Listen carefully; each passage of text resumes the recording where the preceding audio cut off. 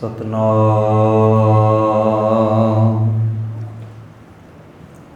ਸ੍ਰੀ ਵਾਹਿਗੁਰੂ।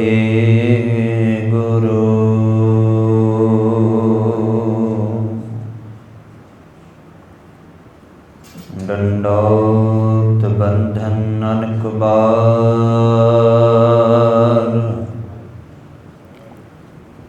ਸਰਬ ਕਲਾ ਸਮਰੱਥ।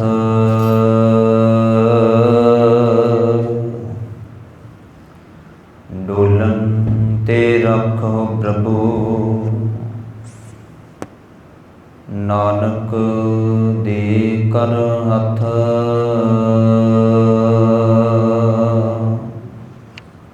ਤੂੰ ਮੇਰੋ ਮੇਰ ਪਰਬਤ ਸੁਆਮੀ, ਓਟ ਗਈ ਮੈਂ ਤੇਰੀ।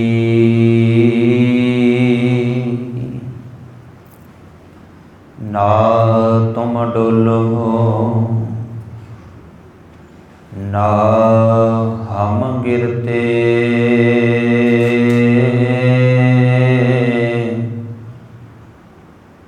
ਰਖ ਲੀਨੀ ਹਰ ਮੇਰੀ।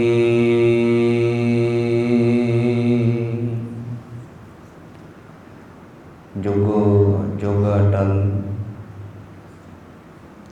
ਚਬਰ ਛਤਰ ਤਖਤ ਦੇ ਮਾਲਕ,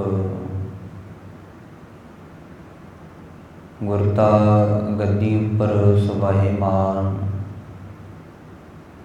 ਧੰਨ ਧੰਨ ਸਾਹਿਬ ਸ੍ਰੀ ਗੁਰੂ ਗ੍ਰੰਥ ਸਾਹਿਬ ਜੀ ਮਹਾਰਾਜ। ਐਸੇ ਦੀਨ ਦਿਆਲ ਸਤਿਗੁਰੂ ਪਾਤਸ਼ਾਹ ਜੀਆਂ ਦੀ ਪਾਵਨ ਪਵਿੱਤਰ ਹਜ਼ੂਰੀ ਅੰਦਰ ਜੁੜ ਬੈਠੀ ਗੁਰੂ ਰੂਪ ਗੁਰੂ ਪਿਆਰੀ ਸਾਧ ਸੰਗਤ ਜੀ, ਬੜੇ ਵੱਡੇ ਭਾਗ ਹਨ ਸਾਡੇ ਕਿ ਅਸੀਂ ਅੰਮ੍ਰਿਤ ਵੇਲੇ ਤੋਂ ਲੈ ਕਰਕੇ ਸਤਿਗੁਰੂ ਜੀਆਂ ਦੀ ਪਾਵਨ ਬਾਣੀ ਦੇ ਉਪਦੇਸ਼ ਨੂੰ ਸਰਵਣ ਕਰ ਰਹੇ ਹਾਂ। ਪਹਿਲੇ ਆਪ ਜੀ ਨੇ ਰਾਗੀ ਸਿੰਘਾਂ ਪਾਸੋਂ ਆਸਾ ਕੀ ਵਾਰ ਦੇ ਕੀਰਤਨ ਸਰਵਣ ਕੀਤੇ। ਨਿਤਨੇਮ ਦੀ ਬਾਣੀ ਆਪ ਜੀ ਨੇ ਸਰਵਣ ਕੀਤੀ। ਸਤਿਗੁਰੂ ਜਿੰਨਾ ਕੁ ਸਮਾਂ ਸਤਿਗੁਰੂ ਜੀਆਂ ਦੀ ਪਾਵਨ ਬਾਣੀ ਦਾ ਜੋ ਉਪਦੇਸ਼ ਹੈ ਉਸ ਨੂੰ ਵਿਚਾਰਨ ਲਈ ਬਖਸ਼ਿਸ਼ ਕਰਦੇ ਨੇ। ਸੋ ਓਨੇ ਕੁ ਸਮੇਂ ਦੇ ਵਿੱਚ ਰਹਿੰਦੇ ਹੋਏ ਸਤਿਗੁਰੂ ਪਾਤਸ਼ਾਹ ਜੀਆਂ ਦੇ ਉਪਦੇਸ਼ ਦੇ ਨਾਲ ਜੁੜਨ ਨਾ ਕਰੀਏ। ਜੋ ਲੜੀਵਾਰ ਕਥਾ ਆਪ ਹਰ ਰੋਜ਼ ਸਰਵਣ ਕਰਦੇ ਹੋ, ਜਪਜੀ ਸਾਹਿਬ ਜੋ ਪ੍ਰਥਮ ਬਾਣੀ ਹੈ, ਇਸ ਬਾਣੀ ਦੀ ਪਹਿਲੀ ਪੌੜੀ ਦੀ ਅੱਜ ਤੀਸਰੀ ਤੁਕ ਦੀ ਵਿਚਾਰ ਆਪਾਂ ਕਰਨੀ ਹੈ। ਸੋ ਸਰਬ ਵਿਚਾਰਾਂ ਤੋਂ ਪਹਿਲਾਂ ਸਤਿਗੁਰੂ ਗੁਰੂ ਗਰੀਬ ਨਵਾਜ ਸਰਬੰਸ ਦਾਨੀ ਨੀਲੇ ਦੇ ਸ਼ਾਹ ਸਵਾਰ ਪਾਤਸ਼ਾਹਾਂ ਦੇ ਪਾਤਸ਼ਾਹ ਗੁਰੂ ਗੋਬਿੰਦ ਸਿੰਘ ਮਹਾਰਾਜ ਜੀਆਂ ਦੀ ਬਖਸ਼ਿਸ਼ ਕੀਤੀ ਹੋਈ ਗੁਰੂ ਖਾਲਸਾ ਜੀ ਫਤਿਹ ਪ੍ਰਵਾਨ ਕਰੋ। ਗੱਜ ਕੇ ਆਖੋ ਜੀ, ਵਾਹਿਗੁਰੂ ਜੀ ਕਾ ਖਾਲਸਾ, ਵਾਹਿਗੁਰੂ ਜੀ ਕੀ ਫਤਿਹ। ਜਪਜੀ ਸਾਹਿਬ ਬਾਣੀ ਦੀ ਪਹਿਲੀ ਪੌੜੀ ਦੇ ਅੰਦਰ ਸਿੱਧਾ ਨੇ ਜੋ ਗੁਰੂ ਨਾਨਕ ਸਾਹਿਬ ਮਹਾਰਾਜ ਜੀਆਂ ਤੋਂ ਪੁੱਛਿਆ ਕਿ ਉਸ ਅਕਾਲ ਪੁਰਖ ਨੂੰ ਮਿਲਣ ਦੀਆਂ ਜੋ ਵਿਧੀਆਂ ਇਸ ਸੰਸਾਰ 'ਤੇ ਪ੍ਰਚਲਿਤ ਨੇ, ਕੀ ਤੁਸੀਂ ਉਸ ਨਾਲ ਸਹਿਮਤ ਹੋ, ਜਾਂ ਤੁਹਾਡਾ ਕੋਈ ਹੋਰ ਮਤ ਹੈ, ਜਾਂ ਤੁਸੀਂ ਕੁਝ ਹੋਰ ਮੰਨਦੇ ਹੋ। ਇਸ ਗੱਲ 'ਤੇ ਚਾਨਣਾ ਪਾਉਣ ਦੇ ਲਈ ਸਤਿਗੁਰੂ ਜੀ ਨੇ ਪਹਿਲਾਂ ਪ੍ਰਚਲਿਤ ਧਾਰਨਾਵਾਂ, ਪ੍ਰਚਲਿਤ ਜਿਹੜੀਆਂ ਵਿਧੀਆਂ ਸਨ ਉਹਨਾਂ ਨੂੰ ਬਿਆਨ ਕੀਤਾ। ਪਿਛਲੇ 2 ਦਿਨਾਂ ਦੇ ਵਿੱਚ ਆਪ ਜੀ ਨੇ ਪਹਿਲੀਆਂ 2 ਵਿਧੀਆਂ ਨੂੰ ਸ਼੍ਰਵਣ ਕੀਤਾ ਹੈ, ਜੋ ਪੁਰਾਤਨ ਸਮੇਂ ਤੋਂ ਧਾਰਨਾ ਚੱਲੀ ਆ ਰਹੀ ਹੈ ਕਿ ਸਿਰਫ ਤੇ ਸਿਰਫ ਸਰੀਰ ਦੇ ਇਸ਼ਨਾਨ ਦੇ ਨਾਲ ਉਸ ਪਰਮੇਸ਼ਰ ਦੀ ਪ੍ਰਾਪਤੀ ਹੋ ਸਕਦੀ ਹੈ।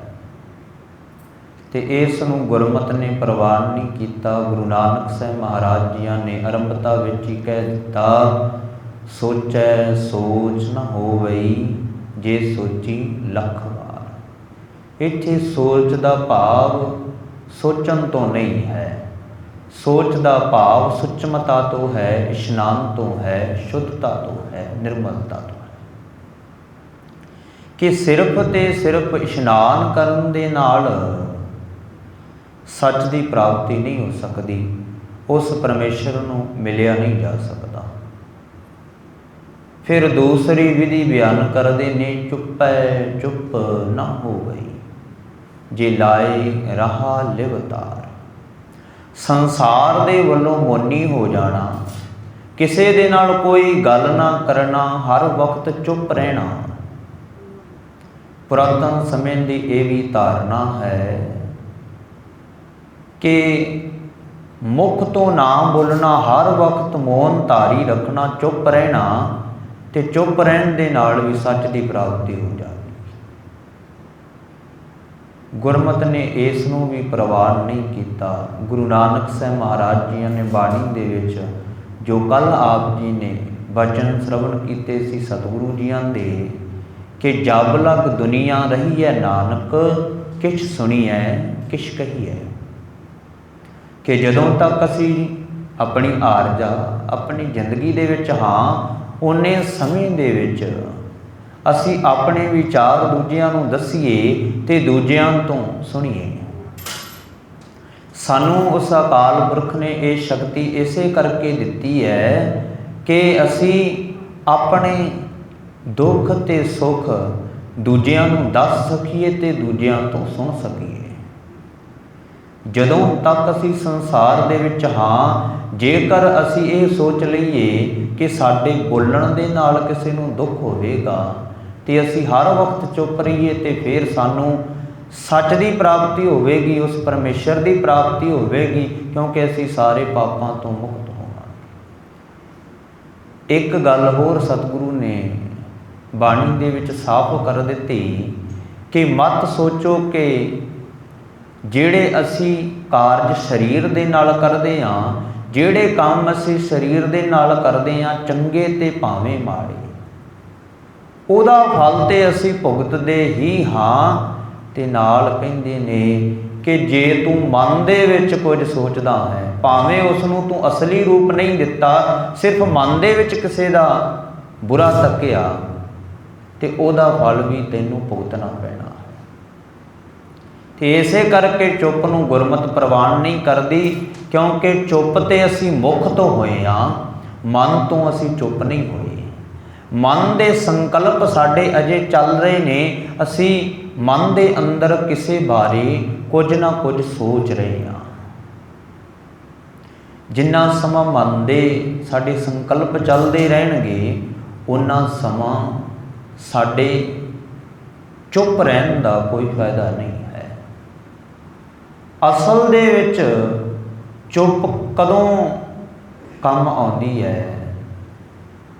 ਜਿੱਥੇ ਕਿਤੇ ਅਸੀਂ ਇਹ ਸੋਚ ਲਈਏ ਕਿ ਇੱਥੇ ਸਾਡੀ ਆਤਮਿਕ ਸ਼ਕਤੀ ਨਸ਼ਟ ਹੋਵੇਗੀ, ਸਾਡੇ ਆਤਮਾ ਬਲ ਦੇ ਉੱਤੇ ਚੋਟ ਆਵੇਗੀ, ਤੇ ਉੱਥੇ ਚੁੱਪ ਰਹਿਣਾ ਵੀ ਠੀਕ ਹੈ। ਤੇ ਕੱਲ੍ਹ ਆਪ ਜੀ ਨੇ ਇਹ ਵਿਚਾਰ ਸ਼੍ਰਵਣ ਕੀਤੇ ਸੀ कि चुप नूं भी गुरमत ने प्रवान नहीं किया, जो दूसरी धारणा बहुत समय तो पुरातन समय तो चली आ रही है कि मौन धारण दे नाल सच की प्राप्ति हो सकती है। तो इस तो बाद एक तीसरी धारणा जिस दा प्रचार वामाचारिया जिहड़ा ये मत चलिया सी, इन्हां ने बहुत ज़्यादा की। वामाचार वालियां दा ये मत सी, उन्हां दी ये सोच सी कि ये मन जो कुछ साडे तो मंगदा है, खाण दे लई, पहनण दे लई, स्पर्श करन दे लई, सूंघण दे लई, जो कुछ मन साडे तो मंगदा है, इस मन नूं दिओ। ते उदों तक दिओ जदों तक ये रज ना जावे।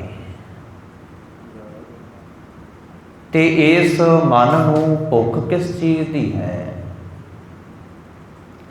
भुख इस नूं धन दी है, ते प्यास जिहड़ी है वो रूप दी है। ये वन स्वरनिया चीज़ों नूं वेख के खुश हुंदा है, ते धन दी इन्नी क लालसा है कि इहदी लालसा कदे खत्म ही नहीं हुंदी। मन की गल है। वामाचार वालियां ने ये गल अपने मत दे विच प्रचारी कि मन जो कुछ मंगदा है इसनूं दिता जावे। जदों मन जावे, भाव मन रज जावे, तो फिर असी सच वल मुड़ सकते हैं। इस धारणा नूं भी सतगुरु ने प्रवान नहीं किया है। गुरु नानक साहब महाराज जी नूं हुण इस तीसरी धारणा का भी खंडन करना पिया। कहते कि ये मन कदे भी रज नहीं सकता, क्योंकि इस दी तृष्णा नूं खत्म नहीं किया जा सकता। क्योंकि मन नूं जिन्ना कुछ दिता जावे, मन की वो हालत है कि जिस तरह अग दे विच जिन्नियां भी लकड़ां पाओ कदे भी अग की तृप्ति नहीं हो सकती, उस तरह ही मन नूं जितना कुछ दिता जावे, खाण दे लई, पहनण दे लई, भोगन दे लई जो कुछ भी दिता जावे, तो ये रजदा नहीं, इहदी लालसा वधदी जांदी है। जे अग दे विच असीं वध तो वध लकड़ां पाईए तो उहदी लाट वधदी जांदी है, उहदा जिहड़ा तेज है वह वधदा जांदा है। उस तरह ही मन का विशा है। मन नूं असीं जो जो कुछ दिंदे हाँ, उहदे नाल उहदी तृष्णा वधदी है। भावें असीं चंगा दिंदे हां, भावें माड़ा। तो इस गल नूं भी सतगुरु ने प्रवान नहीं किया। वामाचार वालियां ने अपने जिन्ने मंदिर बनाए वो भोग विलास के अड्डे बन गए, उत्थे पाप होण लगे। सतगुरु ने इस धारणा नूं मूल तो मुੱਢ तो ही इनकारिया है, प्रवान नहीं किया है। कहते कि मन की कदे भी तृष्णा खत्म नहीं हो सकती। तीसरी धारणा सी, ते उस नूं खंडन करते हुए सतगुरु ने वचनोच्चारण किया है, भुखिया भुख न उतरी, जे बन्ना पुरिया भार। जिहड़ा पुरिया शब्द आया है, ये एक पुरी जिस तरह ब्रह्मपुरी, विष्णुपुरी, इस तरह बहुवचन है पुरियां। इन्हां सारियां पुरियां दे जिहड़े पदार्थ ने, इस मनुख नूं दे मन नूं बन के दे दिते जाण। बहुत सारा धन जिहड़ा कदे खत्म ना होवे, इहनूं बन के दे दिता जावे। इहदी तृष्णा इन्नी को है कि कदे भी इहदी भुख नहीं उतर सकती। तिरसालू लोभी लालची जिहड़ा मनुख है, उहदी कदे भी लालसा खत्म नहीं हुंदी है। ਜਿਹਦੇ ਪਾਸ ਅੱਜ 1 ਲੱਖ ਰੁਪਈਆ ਹੈ, ਉਹ ਕਹਿੰਦਾ ਹੈ ਕਿ ਲੱਖ ਤੋਂ ਮੈਂ 1 ਕਰੋੜ ਬਣਾ ਦਿਆਂ। ਕਰੋੜ ਵਾਲਾ ਕਹਿੰਦਾ ਮੈਂ ਅਰਬ ਬਣਾ ਦਿਆਂ, ਤੇ ਇਸ ਤੋਂ ਵੀ ਬਹੁਤ ਦੂਰ ਮਿਲੀਅਨ ਦੇ ਵਿੱਚ ਮੈਂ ਪੈਸੇ ਇਕੱਤਰ ਕਰ ਲਵਾਂ, ਮਾਇਆ ਇਕੱਤਰ ਕਰ ਲਵਾਂ। ਇਹ ਤ੍ਰਿਸ਼ਨਾ ਕਦੇ ਵੀ ਖਤਮ ਨਹੀਂ ਹੁੰਦੀ, ਇਹ ਭੁੱਖ ਕਦੇ ਵੀ ਖਤਮ ਨਹੀਂ ਹੁੰਦੀ ਹੈ। ਜਿੰਨਾ ਅਸੀਂ ਇਸ ਭੁੱਖ ਨੂੰ ਖਤਮ ਕਰਨਾ ਚਾਹਾਂਗੇ, ਉਨਾ ਹੀ ਇਸ ਨੇ ਜ਼ਿਆਦਾ ਪ੍ਰਬਲ ਹੋਣਾ ਹੈ, ਉਨਾ ਹੀ ਇਸ ਨੇ ਜ਼ਿਆਦਾ ਵਧਣਾ ਹੈ। ਜੋ ਲਾਲਚ ਕਰਨ ਵਾਲਾ ਹੈ, ਇੱਕ ਤੋਂ ਵੱਧ ਬਣਾਉਣ ਵਾਲਾ ਹੈ, ਜੋ ਕਹਿੰਦਾ ਹੈ ਕਿ ਅੱਜ ਮੇਰੇ ਪਾਸ 1 ਹੈ, ਕੱਲ ਨੂੰ 2 ਹੋਣ ਤੇ ਪਰਸੋਂ 4, ਤੇ ਐਸੇ ਮਨੁੱਖ ਦੇ ਪਰਥਾਏ ਸਤਿਗੁਰੂ ਨੇ ਕਿਹਾ ਕਿ ਉਹ ਲਾਲਚੀ ਹੈ, ਲੋਭੀ ਹੈ। ਤੇ ਐਸੇ ਮਨੁੱਖ ਤੋਂ ਬਚਣ ਦੇ ਲਈ ਸਤਿਗੁਰੂ ਜੀ ਨੇ ਕਿਹਾ ਹੈ ਕਿ ਲੋਭੀ ਕਾਵੇ ਸਾਹੁ ਨਾ ਕੀਚੈ, ਜੇ ਕਾ ਭਾਰ ਵਸਾਏ। ਕਦੇ ਵੀ ਲੋਭੀ ਬੰਦੇ ਦਾ, ਲਾਲਚੀ ਬੰਦੇ ਦਾ ਵਿਸਾਹ ਨਾ ਕੀਤਾ ਜਾਵੇ। ਭਾਵੇਂ ਕਿ ਅਸੀਂ ਸਾਰੇ ਹੀ ਇਹ ਸੋਚਦੇ ਹਾਂ ਕਿ ਜਿਤਨਾ ਧਨ ਸਾਡੇ ਕੋਲ ਹੈ ਅੱਜ, ਸਾਡੇ ਕੋਲ ਇਸ ਤੋਂ ਵੱਧ ਹੋਵੇ। ਜੇ ਉਸ ਤੋਂ ਵੱਧ ਤੇ ਮੈਂ ਕਿਸੇ ਤੋਂ ਘੱਟ ਨਾ ਹੋਵਾਂ, ਮੇਰੇ ਕੋਲ ਮਾਇਆ ਦੀ ਥੋੜ ਨਾ ਹੋਵੇ, ਇਹ ਸਭ ਕਾ ਹਰ ਇੱਕ ਦੇ ਅੰਦਰ ਇਹ ਧਾਰਨਾ ਬਣੀ ਹੋਈ ਹੈ। ਜਿਸ ਗੱਲ ਨੂੰ ਸਤਿਗੁਰੂ ਨੇ ਗੁਰਮਤਿ ਦੇ ਵਿੱਚ ਪਹਿਲ ਦਿੱਤੀ ਹੈ, ਤੇ ਉਹ ਇੱਕ ਚੀਜ਼ ਹੈ, ਉਹ ਹੈ ਕਿਰਤ। ਜਦੋਂ ਅਸੀਂ ਆਪਣੇ 10 ਨੌਹਾਂ ਦੀ ਕਿਰਤ ਦੇ ਨਾਲ ਕੁਝ ਪੈਸੇ, ਕੁਝ ਮਾਇਆ ਇਕੱਤਰ ਕਰਦੇ ਹਾਂ, ਤੇ ਉਹਦੇ ਵਿੱਚ ਸਾਨੂੰ ਕੁਝ ਸਬਰ ਹੋਵੇ, ਤੇ ਉਹ ਪ੍ਰਵਾਨ ਹੈ।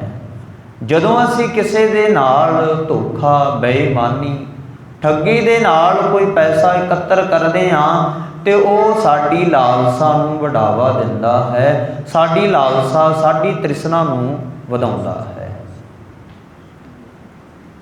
ਜਦੋਂ ਇੱਕ ਮਜ਼ਦੂਰੀ ਕਰਨ ਵਾਲਾ, ਦਿਹਾੜੀ ਕਰਨ ਵਾਲਾ ਮਨੁੱਖ ਸ਼ਾਮ ਨੂੰ ਆਪਣੇ ਕੁਝ ਪੈਸੇ ਆਪਣੀ ਮਿਹਨਤ ਦੇ, ਆਪਣੀ ਜੇਬ ਦੇ ਵਿੱਚ ਪਾਉਂਦਾ ਹੈ, ਤਾਂ ਉਸ ਨੂੰ ਇੱਕ ਸੁੱਖ ਮਹਿਸੂਸ ਹੁੰਦਾ ਹੈ, ਤੇ ਅਸਲ ਦੇ ਵਿੱਚ ਉਹ ਸੁੱਖ ਹੈ। ਕਿਹੜਾ ਸੁੱਖ? ਕਿਉਂਕਿ ਉਸ ਦੇ ਮਨ ਦੇ ਉੱਤੇ ਕੋਈ ਬੋਝ ਨਹੀਂ ਹੈ ਕਿ ਮੈਂ ਕਿਸੇ ਦੇ ਨਾਲ ਕੋਈ ਧੋਖਾ ਕੀਤਾ ਹੈ, ਜਾਂ ਕਿਸੇ ਦੇ ਨਾਲ ਕੋਈ ਬੇਈਮਾਨੀ ਕਰਕੇ ਇਹ ਪੈਸੇ ਇਕੱਤਰ ਕੀਤੇ ਨੇ। ਉਹਦੇ ਮਨ ਦੇ ਅੰਦਰ ਇਹ ਇੱਕ ਵਿਸ਼ਵਾਸ ਹੈ ਕਿ ਮੈਂ ਸਾਰਾ ਦਿਨ ਮਿਹਨਤ ਕੀਤੀ ਹੈ, ਇਸ ਕਰਕੇ ਪੈਸੇ ਇਕੱਤਰ ਕੀਤੇ ਨੇ। ਤੇ ਜਿਸ ਬੰਦੇ ਨੇ ਆਪਣੇ ਇੱਕ ਦਿਨ ਦੇ ਵਿੱਚ ਕਿਸੇ ਤੋਂ ਰਿਸ਼ਵਤ ਲੈ ਕੇ, ਜਾਂ ਕਿਸੇ ਤੋਂ ਗਲਤ ਤਰੀਕੇ ਦੇ ਨਾਲ ਪੈਸੇ ਇਕੱਤਰ ਕੀਤੇ ਨੇ, ਇਕੱਠੇ ਕੀਤੇ ਨੇ, ਉਸ ਨੂੰ ਰਾਤ ਨੂੰ ਨੀਂਦ ਨਹੀਂ ਆਉਂਦੀ। ਕਿਉਂ? ਕਿਉਂਕਿ ਜਿਸ ਢੰਗ ਦੇ ਨਾਲ ਉਸਨੇ ਪੈਸੇ ਜਮ੍ਹਾਂ ਕੀਤੇ ਨੇ, ਇਕੱਤਰ ਕੀਤੇ ਨੇ, ਉਹ ਢੰਗ ਸਹੀ ਨਹੀਂ ਸੀ, ਇਹ ਉਸ ਨੂੰ ਵੀ ਪਤਾ ਹੈ। ਪਰ ਲੋਭ ਜੋ ਹੈ, ਲਾਲਚ, ਤ੍ਰਿਸ਼ਨਾ, ਇਹ ਤਿੰਨੇ ਸ਼ਬਦ ਇੱਕੋ ਸੰਦਰਭ ਦੇ ਨੇ। ਤੇ ਇਹ ਜਦੋਂ ਕਿਸੇ ਨੂੰ ਦੱਬ ਲੈਣ, ਇਹ ਵਿਕਾਰ, ਜਿੱਥੇ 5 ਵਿਕਾਰਾਂ ਦੀ ਸਤਿਗੁਰੂ ਗੱਲ ਕਰਦੇ ਨੇ, ਉੱਥੇ ਲੋਭ ਵੀ ਵਿੱਚੇ ਆਉਂਦਾ ਹੈ। ਤੇ ਲੋਭ ਕਰਨ ਵਾਲਾ ਜਿਹੜਾ ਮਨੁੱਖ ਹੈ, ਲੋਭੀ ਲਾਲਚੀ ਹੈ, ਉਹ ਕਦੇ ਵੀ ਕਿਸੇ ਦਾ ਸੱਚਾ ਮਿੱਤਰ, ਸੱਚਾ ਰਿਸ਼ਤੇਦਾਰ ਨਹੀਂ ਬਣ ਸਕਦਾ, ਕਿਉਂਕਿ ਲੋਭ ਨੇ ਉਸ ਨੂੰ ਜਕੜਿਆ ਹੋਇਆ ਹੈ। ਜਿਸ ਗੱਲ ਨੂੰ ਸਤਿਗੁਰੂ ਇਸ ਪਾਵਨ ਪੰਕਤੀ ਦੇ ਵਿੱਚ ਕਹਿੰਦੇ ਨੇ ਕਿ ਜਿਹੜੀ ਧਾਰਨਾ ਇਹ ਬਣੀ ਹੋਈ ਹੈ ਕਿ ਮਨ ਨੂੰ ਰਜਾ ਦਿੱਤਾ ਜਾਵੇ ਤੇ ਫਿਰ ਸੱਚ ਵੱਲ ਜਾਇਆ ਜਾ ਸਕਦਾ ਹੈ, ਫਿਰ ਪਰਮੇਸ਼ਰ ਵੱਲ ਮੁੜਿਆ ਜਾ ਸਕਦਾ ਹੈ, ਤੇ ਇਹ ਮੂਲ ਤੋਂ ਝੂਠ ਹੈ। ਮਨ ਨੂੰ ਕੋਈ ਵੀ ਰਜਾ ਨਹੀਂ ਸਕਦਾ। ਜੈਸੇ ਕਿ ਮੈਂ ਪਹਿਲਾਂ ਇਹ ਉਦਾਹਰਨ ਦਿੱਤੀ ਹੈ ਕਿ ਜੇਕਰ ਅਗਨੀ ਦੇ ਵਿੱਚ, ਅੱਗ ਦੇ ਵਿੱਚ ਅਸੀਂ ਜਿੰਨੀਆਂ ਵੀ ਲੱਕੜਾਂ ਪਾਈਏ ਤੇ ਉਹਦੀ ਲਾਟ ਜੋ ਹੈ, ਅੱਗ ਦਾ ਜੋ ਤੇਜ ਹੈ, ਉਹ ਵੱਧਦਾ ਜਾਂਦਾ ਹੈ, ਘਟਦਾ ਨਹੀਂ ਹੈ। ਜੇਕਰ ਸਮੁੰਦਰ ਦੇ ਵਿੱਚ ਬਹੁਤ ਸਾਰੇ ਨਦੀਆਂ ਨਾਲੇ ਝੀਲਾਂ ਦਾ ਜਿਹੜਾ ਪਾਣੀ ਹੈ ਉਹ ਸਮੁੰਦਰ ਦੇ ਵਿੱਚ ਆ ਕੇ ਪੈਂਦਾ ਹੈ, ਤੇ ਕਦੇ ਵੀ ਕਿਸੇ ਸਮੁੰਦਰ ਨੇ ਇਹ ਨਹੀਂ ਕਿ ਉਹ ਰੱਜ ਗਿਆ। ਸਮੁੰਦਰ ਨੇ ਕਦੇ ਵੀ ਇਹ ਨਹੀਂ ਉਹ ਆਪਣੇ ਆਪ ਦੇ ਵਿੱਚ ਪ੍ਰਗਟ ਕੀਤਾ ਕਿ ਹੁਣ ਮੈਂ ਬਹੁਤ ਜ਼ਿਆਦਾ ਭਰ ਚੁੱਕਿਆ। ਕਦੇ ਉਸ ਦੇ ਵਿੱਚ ਸੁਨਾਮੀ ਤੇ ਆਉਂਦੀ ਹੈ ਤੇ ਉਹ ਆਪਣੀ ਮਰਿਆਦਾ ਤੋੜਦਾ ਹੈ, ਪਰ ਜਦੋਂ ਸ਼ਾਂਤਮਈ ਹੈ ਤੇ ਜਿੰਨਾ ਵੀ ਹੋਵੇ ਪਾਣੀ ਉਸ ਦੇ ਵਿੱਚ ਪਵੇ, ਕਦੇ ਵੀ ਸਮੁੰਦਰ ਰੱਜਦਾ ਨਹੀਂ, ਸਮੁੰਦਰ ਨੂੰ ਭਰਿਆ ਨਹੀਂ ਜਾ ਸਕਦਾ। ਤੇ ਉਸੇ ਤਰ੍ਹਾਂ ਇਹ ਸਾਡਾ ਮਨ ਵੀ ਸਮੁੰਦਰ ਦੀ ਤਰ੍ਹਾਂ ਹੈ। ਇਹਦੇ ਅੰਦਰ ਵੀ ਅਸੀਂ ਜਿੰਨਾ ਮਰਜ਼ੀ ਆਪਣੇ ਲਾਲਚ ਦੇ ਨਾਲ ਇਹਨੂੰ ਪੂਰੀਆਂ ਕਰਨਾ ਚਾਹੀਏ, ਆਪਣੇ ਲਾਲਚ ਰੂਪੀ ਪਾਣੀ ਨੂੰ ਜਿੰਨਾ ਵੀ ਇਹਦੇ ਵਿੱਚ ਪਾਈਏ, ਇਹ ਭਰਦਾ ਨਹੀਂ ਹੈ। ਇਹਦੇ ਅੰਦਰ ਵੀ ਸੁਨਾਮੀ ਆਉਂਦੀ ਹੈ ਵਿਚਾਰਾਂ ਦੀ, ਸੰਕਲਪਾਂ ਦੀ, ਤੇ ਉਹ ਸੰਕਲਪ ਸਾਨੂੰ ਕੀ ਬਿਆਨ ਕਰਦੇ ਨੇ ਕਿ ਤੇਰੇ ਕੋਲ ਅੱਜ ਇਤਨਾ ਧਨ ਹੈ ਤੇ ਹੋਰ ਇਕੱਤਰ ਕਰ।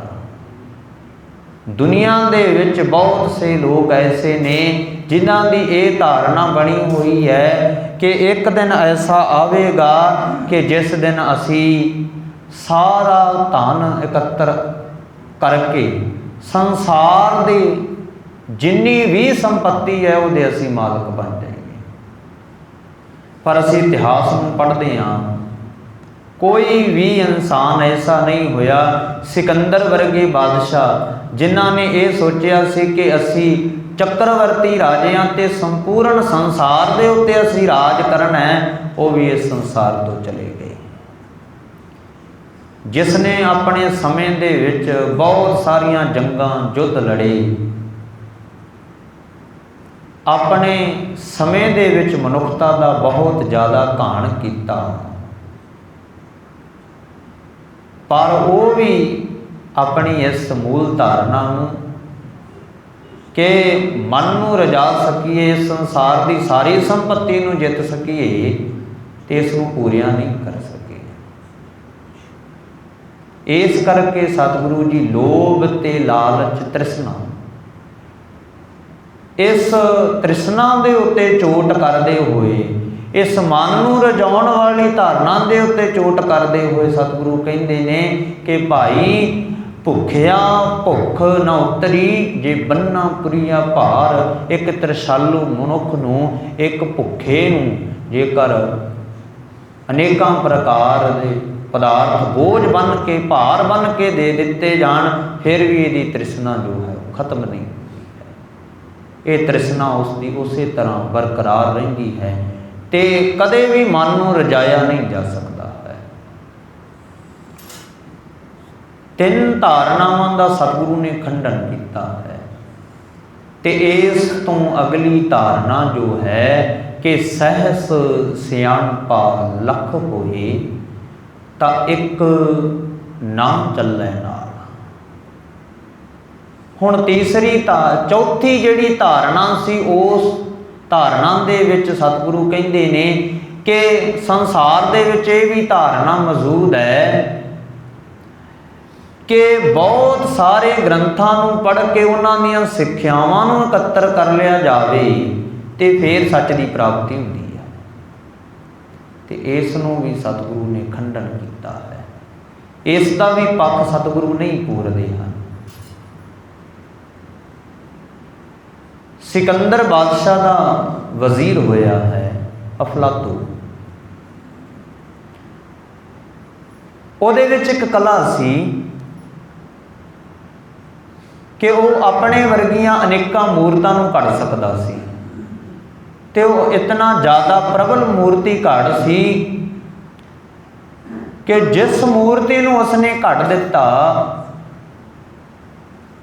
ਉਸ ਮੂਰਤੀ ਦੇ ਵਿੱਚ ਤੇ ਅਫਲਾਤੂ ਦੇ ਵਿੱਚ ਕੋਈ ਫਰਕ ਨਹੀਂ ਕਰ ਸਕਦਾ ਸੀ ਕਿ ਅਸਲ ਦੇ ਵਿੱਚ ਅਫਲਾਤੂ ਕੌਣ ਹੈ ਤੇ ਮੂਰਤੀ ਕਿਹੜੀ ਹੈ। ਅਫਲਾਤੂ ਦਾ ਜਦੋਂ ਅੰਤਿਮ ਸਮਾਂ ਆਇਆ, ਉਸ ਨੇ ਸੋਚਿਆ ਕਿ ਮੈਂ ਇਤਨਾ ਸੂਝਵਾਨ ਹਾਂ, ਮੇਰੇ ਕੋਲੇ ਬੜੀ ਸਿਆਣਪ ਹੈ, ਤੇ ਮੈਂ ਆਪਣੀ ਸਿਆਣਪ ਦੇ ਨਾਲ ਇਸ ਆਉਣ ਵਾਲੀ ਘੜੀ ਨੂੰ ਖਤਮ ਕਰ ਦਿਆਂਗਾ, ਆਪਣੀ ਮੌਤ ਨੂੰ ਵੀ ਹਰਾ ਦਿਆਂਗਾ।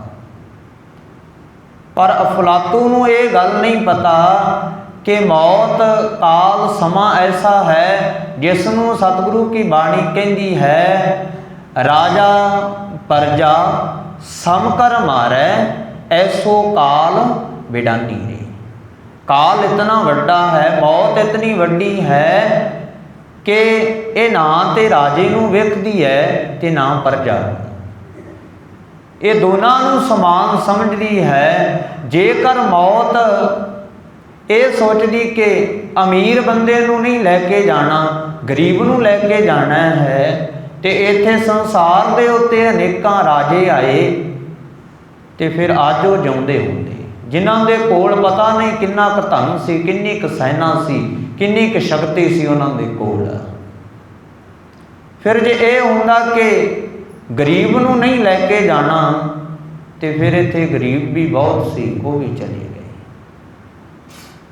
ਅਸੀਂ ਅੱਜ ਜਿਸ ਸਥਾਨ ਤੇ ਬੈਠੇ ਹਾਂ, ਜਿਸ ਜਗ੍ਹਾ ਤੇ ਅਸੀਂ ਅੱਜ ਬੈਠੇ ਹਾਂ, ਇਹ ਸਾਡੇ ਤੋਂ ਪਹਿਲਾਂ ਇੰਨੇ ਕੁ ਲੋਕ ਇਸ ਸੰਸਾਰ ਤੇ ਆ ਕੇ ਚਲੇ ਗਏ ਨੇ ਕਿ ਜਿਸ ਸਥਾਨ ਤੇ ਅਸੀਂ ਬੈਠੇ ਹਾਂ, ਅਸੀਂ ਇੱਕ ਕਬਰ ਦੇ ਉੱਤੇ ਬੈਠੇ ਹਾਂ, ਇੱਕ ਖੋਪੜੀ ਦੇ ਸਥਾਨ ਤੇ ਬੈਠੇ ਹਾਂ। ਇੰਨੇ ਕੁ ਲੋਕ ਇੱਥੋਂ ਆ ਕੇ ਚਲੇ ਗਏ। ਸਤਿਗੁਰੂ ਕੀ ਬਾਣੀ ਕਹਿੰਦੀ ਹੈ, ਜਿਸ ਆਸਣ ਹਮ ਬੈਠੇ ਕਿਤੇ ਬੈਸ ਗਏ। ਸਾਡੇ ਤੋਂ ਪਹਿਲਾਂ ਜਿਸ ਸਥਾਨ ਤੇ ਅਸੀਂ ਅੱਜ ਬੈਠੇ ਹਾਂ, ਅਨੇਕਾਂ ਲੋਕ ਬੈਠ ਕੇ ਚਲੇ ਗਏ, ਜਿਨ੍ਹਾਂ ਦੀ ਕੋਈ ਗਿਣਤੀ ਨਹੀਂ ਹੈ। ਹੁਣ ਅਫਲਾਤੂ ਦੇ ਮਨ ਦੇ ਵਿੱਚ ਇਹ ਵਿਚਾਰ ਆਇਆ ਕਿ ਮੈਂ ਆਪਣੀ ਸਿਆਣਪ ਦੇ ਨਾਲ ਇਸ ਆਉਣ ਵਾਲੀ ਘੜੀ ਨੂੰ, ਇਸ ਆਉਣ ਵਾਲੇ ਸਮੇਂ ਨੂੰ ਖਤਮ ਕਰ ਦੇਵਾਂਗਾ। ਅਫਲਾਤੂ ਨੇ ਆਪਣੇ ਵਰਗੀਆਂ ਅਨੇਕਾਂ ਮੂਰਤੀਆਂ ਕੱਢ ਲਈਆਂ, ਆਪਣੇ ਵਰਗੇ ਅਨੇਕਾਂ ਸਰੀਰ ਬਣਾ ਲਏ, ਤੇ ਉਹਨਾਂ ਦੇ ਵਿੱਚ ਉਹ ਆਪ ਖੜ ਗਿਆ। ਜਦੋਂ ਉਹਦਾ ਸਮਾਂ ਆਇਆ, ਅੰਤਿਮ ਸਮਾਂ, ਧਰਮ ਰਾਜੇ ਦੇ ਦੂਤ ਉਸ ਨੂੰ ਲੈਣ ਵਾਸਤੇ ਆਏ, ਮੌਤ ਉਸ ਨੂੰ ਲੈਣ ਵਾਸਤੇ ਆਈ। ਹੁਣ ਪਹਿਚਾਣ ਨਹੀਂ ਕੀਤੀ ਜਾ ਰਹੀ ਕਿ ਅਸਲ ਅਫਲਾਤੂ ਕੌਣ ਹੈ ਤੇ ਇਹ ਮੂਰਤੀਆਂ ਕਿਹੜੀਆਂ ਨੇ। ਸਮਝ ਨਹੀਂ ਲੱਗ ਰਹੀ ਕਿ ਇੱਥੇ ਤੇ ਅਨੇਕਾਂ ਹੀ ਅਫਲਾਤੂ ਨੇ, ਇਹਨਾਂ ਦੇ ਵਿੱਚੋਂ ਅਸਲ ਦੇ ਵਿੱਚ ਅਫਲਾਤੂ ਕੌਣ ਹੈ।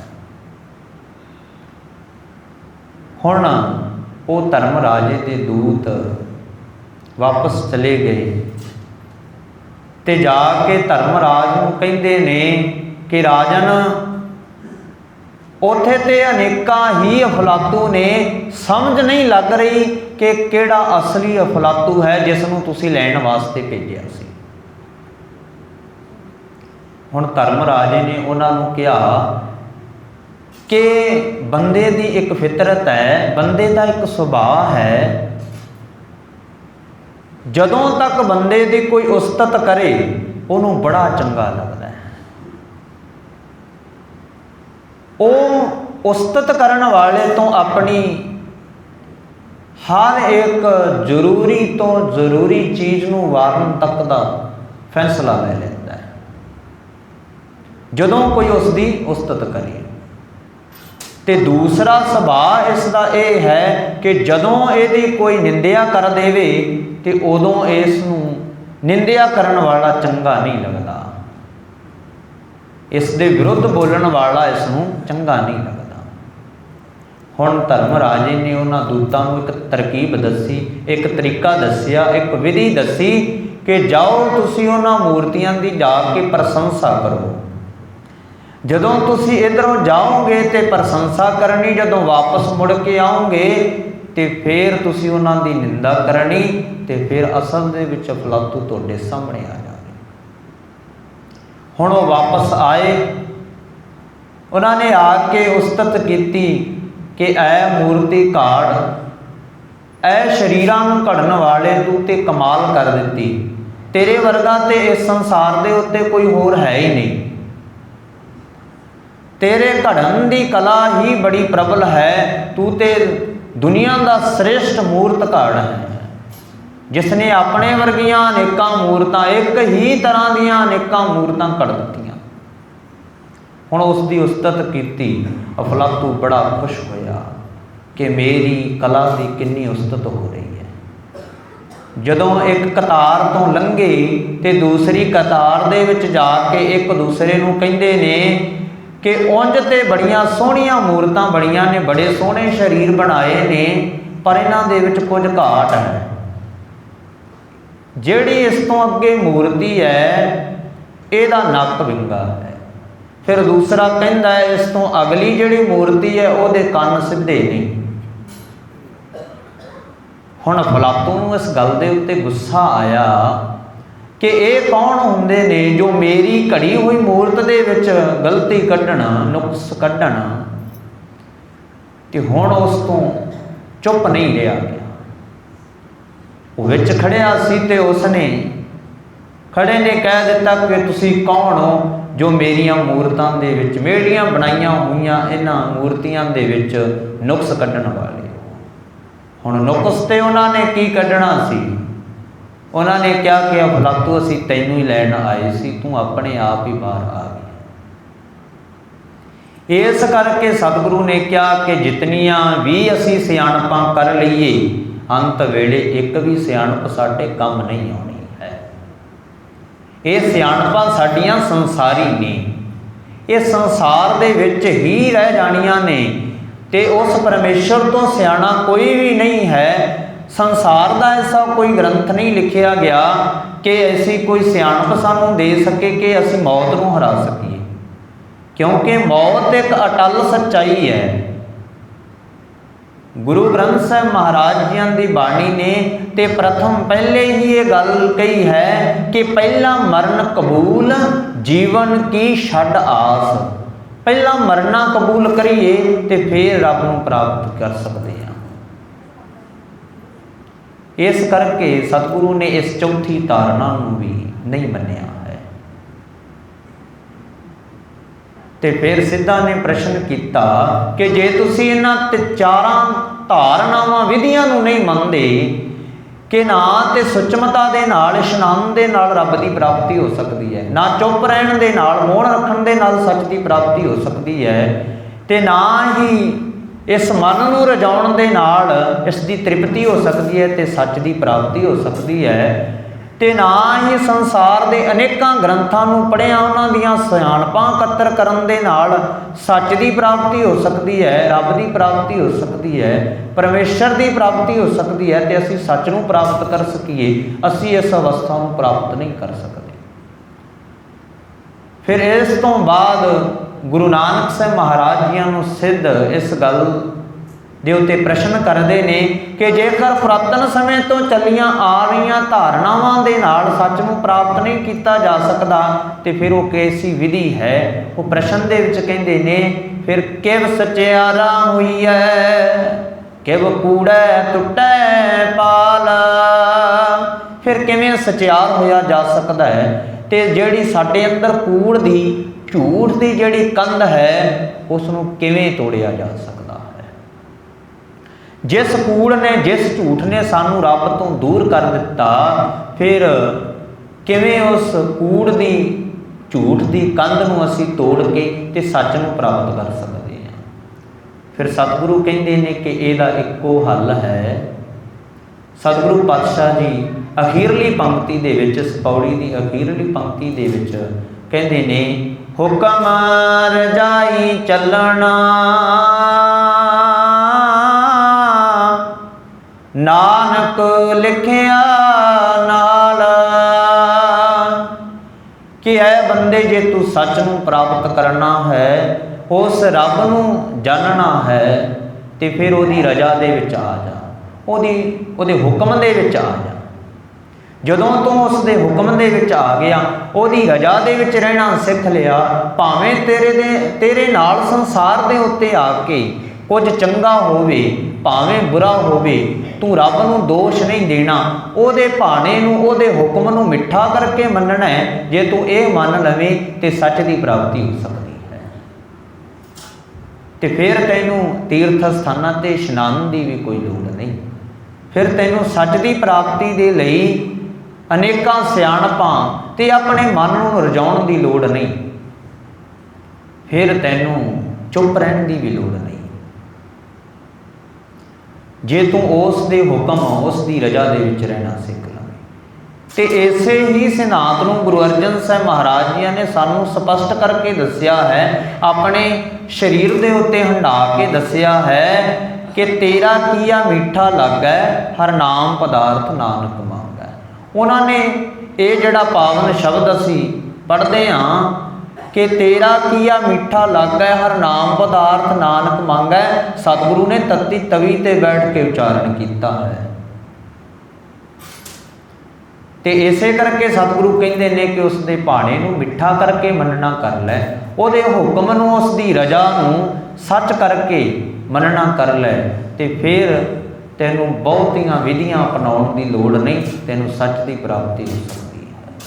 सो गुरमत ने मूल दे विच ही आरंभ दे विच ही ये गल कह दी कि जेकर सचियार बनना है, सच की प्राप्ति सच नूं प्राप्त करने वाले ही सचियार ने, जेकर ऐसे बनना है तो उहदे हुक्म उसकी रजा दे विच चलना पवेगा। सो इस पावन पहली पौड़ी के अंदर सतगुरु ने इस प्रश्न का उत्तर दिता है, किव सचियारा हुई है किव कूड़ा टुटै पाल। किवें असीं सचियार सच नूं प्राप्त कर सकते हाँ, तो किवें कूड़ की पाल नूं तोड़ सकते हाँ, कंध नूं तोड़ सकते हाँ। तो उसका उत्तर दिता कि हुक्म रजाई चलना, हुक्म दे विच चल के उस परमेश्वर की प्राप्ति की जा सकती है। सो इस पावन पौड़ी की इत्थे समाप्ति है। सो इस तो अज जो है श्री अखंड पाठ साहिब प्रारंभ होने ने, जो हर महीने की 10वीं के संबंध दे विच जो अखंड पाठ साहिब प्रारंभ किए जाते हैं।